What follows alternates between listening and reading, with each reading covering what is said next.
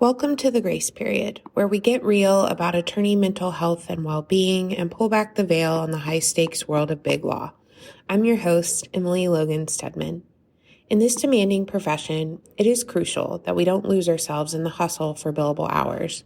On the Grace Period, we have honest conversations about finding consistency, minimizing chaos, developing coping strategies, and destigmatizing mental health. It is time to prioritize our shared humanity, to find our grace period. This season on the Grace Period, I've talked about the partner track and what I learned during my first year as partner. I shared about how I find focus and motivation when I lose it, and how to build better billing habits. I shared about becoming a businesswoman, as well as strategies for internal and external networking. Last week, I focused on building a professional brand. This week, we'll talk about mentoring. Mentorship can transform your career. Today, we'll talk about both sides of the relationship: finding mentors, being a good mentee, and being an effective mentor yourself.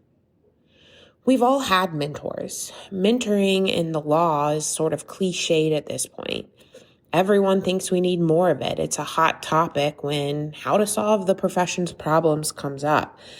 But I really think there's plenty of mentoring out there. We just aren't taught how to leverage the opportunities and relationships. Claude, my favorite generative AI tool, tells me that a mentor is an experienced and trusted person who provides guidance, advice, and support to someone with less experience in a particular field, profession, or aspect of life. A mentor shares their knowledge, skills, and wisdom to help the mentee develop professionally or personally. The relationship often involves regular meetings or interactions where the mentor offers feedback, helps set goals, shares resources, and acts as a role model. A mentee, on the other hand, is a person who is guided, advised, and supported by a mentor. They are typically less experienced in a particular field or area and seek to learn from their mentor's knowledge and expertise. A mentee actively participates in the mentoring relationship by being receptive to feedback, asking questions, setting goals, and applying the insights and advice received from their mentor to grow professionally and/or personally. Think back on your life. When have you been mentored? For me, one moment jumps out. I went to the same summer camp for 14 years, an all-girls camp in northern Alabama. 8 years I was a camper, and 6 years I was a counselor. One summer, I think in middle school, I was having a particularly hard time. Today, I don't remember why, but it probably was just general middle school, all-girl camp angst and shenanigans. One of my counselors was Katie Cedarholm, and she noticed I was having a hard time. Starting that summer and for several summers after, we stayed in touch. I learned from her how to manage homesickness and deal with difficult moments in friendships. I learned from her how to lead quietly and that hard work paid off. She went to college at Washington and Lee, away from her home in Alabama.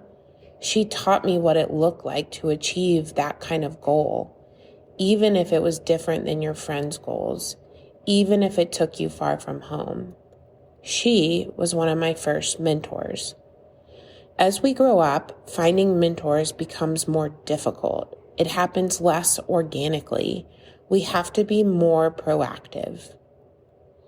I didn't find a true mentor in the law until maybe my second year of practice. Now a dear friend and equity partner. Then he was a senior associate. James mentored just about every willing associate in commercial litigation at my first firm. I'm pretty sure he still does.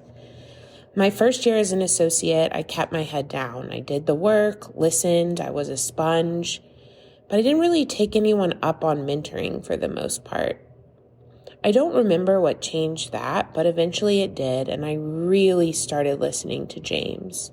In one-on-one meetings, in group settings, when he gave advice to the associates who joined the firm after me, his wisdom and his candor shaped my career. His belief in me helped push me through some really hard times. He and his wife, April, very much still play a role in my life. I cherish their friendship, but also their mentorship. But I needed more mentoring. It was lateraling to a new firm that really helped me see this. I took that fresh start and I found mentors. First, there's Anthony. His mentorship started in the interview process when he took time beyond his 30-minute interview slot to talk to me, and another hour after the interview to talk to me about the firm. And almost every workday since then, he's let me ask him questions, he's given me advice, and he makes sure that I'm achieving my goals. Then there was Anne. When I joined Hush Blackwell, I joined one of Anne's litigation matters, headed into summary judgment, and eventually a federal jury trial, my very first one. I had been waiting for someone to give me the opportunities that Anne gave me. It was a dream come true moment and experience that I will treasure for the rest of my life. I remain a commercial litigator today with a true love of litigating because Anne saw something in me. She took a chance on me, let me take chances, and she believed in me. Then there's Jason. Jason has high expectations and does not waste his time on many people. We're a lot alike, and we deal with our stress a little similarly, which sometimes causes tension. But he has invested in my career in a way few people have. He pushes me to be better. He encourages me to take opportunities. He speaks highly of me to clients and reminds me that I'm good at my job and that I'm brave, pushing me to take new and challenging opportunities. He never hesitates to let me ask questions about business development and to share his insights. I've learned more from him than almost any attorney I've ever known. What I've taken from these mentors is that no one gets there alone. What I've learned from these mentors is that even the busiest attorneys take time to give back to people they believed in. What I've gained from my mentors is the importance of giving back.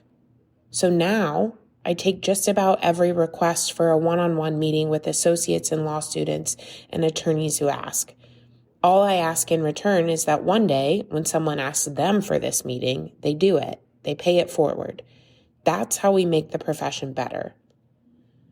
When looking for a mentor, there's no one size fits all. Like a lot of our relationships, mentors might come and go, serving a purpose for various times in our life and career. The key is to look for people who have qualities you admire, not just impressive titles. Look for people who live a life that you want to mimic, who have careers that you could see yourself in. And here's the thing. Your mentors don't all need to be partners at your firm. They don't even need to be people who are senior to you. They can be peers at your firm, peers at other firms, business leaders, and even associates who are exceptional at the things that you want to learn how to do. Now let's talk about being a good mentee, because that's where the magic happens. Why? Because mentees drive the relationship. First, respect your mentor's time. Make sure that every interaction is purposeful. Have questions. Follow up. Be grateful. Report back. If you want to meet again, ask. Schedule it. If you want to meet again, ask. Schedule it. You must own the relationship and push it forward. What about being a good mentor? When associates ask me about mentoring now, I look for three things: initiative, self-awareness, and follow-through. I want to spend time with people who are working to be better, who understand their strengths and weaknesses, and who actually are trying to improve.